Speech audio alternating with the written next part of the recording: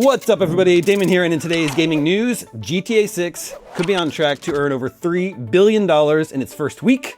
One intrepid Assassin's Creed Black Flag Resynced sailor spoiled Ubisoft's surprise, and some Pokémon Go influencers are acting pretty shady. This is your Daily Fix.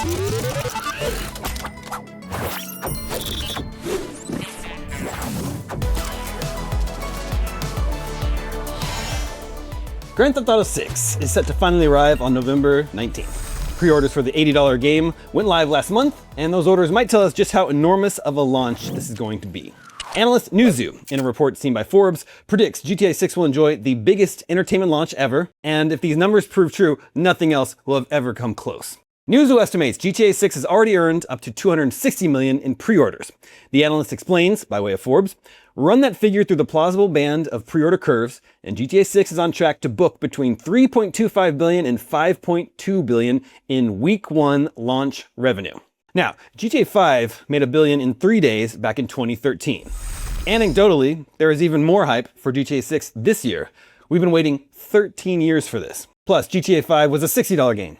GTA 6 is $80 or $100 for the Ultimate Edition, which I know a lot of you will spring for.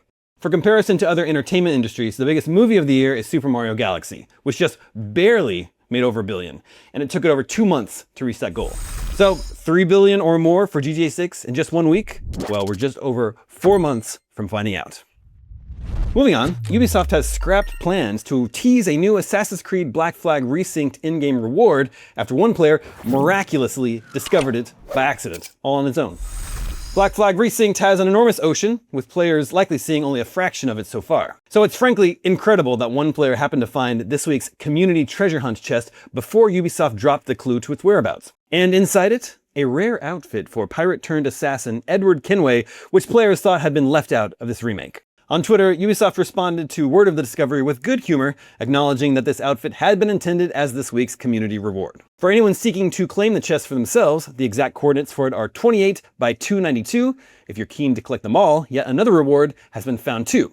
This time a rapier and figurehead. Head to 500 by 168 for those. Good sailing.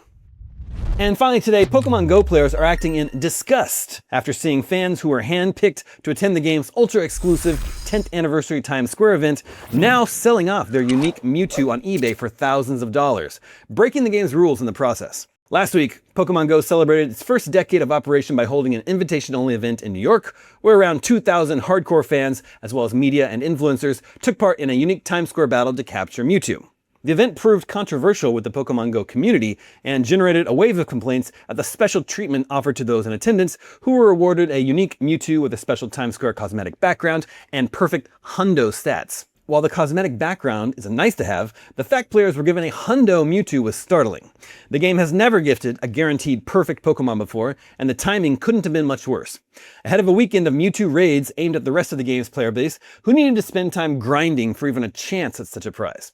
A large portion of the New York event's attendees were community ambassadors, vetted but unpaid superfans who worked closely with the game's developer Scopely Explorer, previously Niantic, to galvanize local players. Some of these players are choosing to profit off their attendance by selling their unique Mewtwo on eBay, where completed listings show the creature being sold for up to $5,000. A string of further in-progress listings can also be found, with one currently being bid on up to $10,000. Of course, selling Pokemon like this breaks the game's rules, not to mention the fact that many of these listings discuss flying to complete the in-game trade process, a term commonly used by players who cheat by spoofing their in-game location, another banned activity. With only around 2,000 attendees, it would likely not be too difficult to examine the accounts of those going and discover which players no longer have their unique Mewtwo, and which may have made suspiciously long flying journeys to make the trade. Whether this results in any action being taken against those players, though, remains to be seen. And that is your Daily Fix for Thursday, July 16th. It's time for a brand new month of gaming. Jump into the humble July Choice Bundle and score an amazing lineup of titles. Right now you can grab Sea of Stars Sunset Edition, Tunic, Neon White, Police Simulator Patrol Officers, Drop Duchy, Sledders, Dice Folk, and Our Adventurer Guild. This month's featured charity is Doctors Without Borders, a nonprofit that provides life-saving medical care to the people who need it most. They work in more than 70 countries to deliver free health services regardless of race, religion, gender, or politics. Head over to humblebundle.com before August 4th to start playing today. I'm Damon Hatfield, and for all your video game news, stay tuned to IGN.